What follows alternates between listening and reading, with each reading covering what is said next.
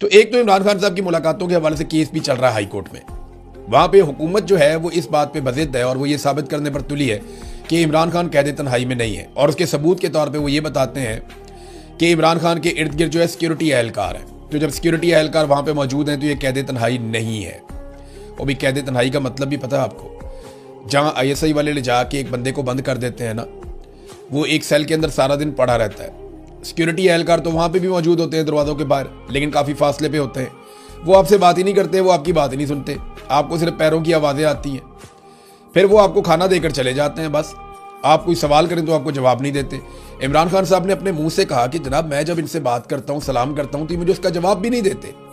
तो ये कैद तन्हाई नहीं है तो और क्या है? असल बात तो ये है कि अदालत इमरान खान साहब के साथ मुलाकात खोलने का एक और हुक्म जारी करती है या नहीं करती। असल बात तो ये है कि इमरान खान साहब की फैमिली से उनकी मुलाकातें 8-9 महीने हो गए, वो नहीं हो रही। तो आखिरी मुलाकात 2 दिसंबर को हुई थी इमरान खान साहब की बहन की। तो अब देख लें दिसंबर, जनवरी, फरवरी, मार्च, अप्रैल, मई, जून, जुलाई, ये अगस्त का महीना भी कहाँ तक पहुँच गया। तो मुलाकातें तो इमरान खान साहब की, ये 9वां महीना है, मुलाकात इमरान खान साहब की नहीं होने देगी। 9 महीने से शायद ऊपर टाइम हो गया। तो अदालत को ये देखना होगा कि वो मुलाकात का ऑर्डर जारी कर सकती है या नहीं कर सकती।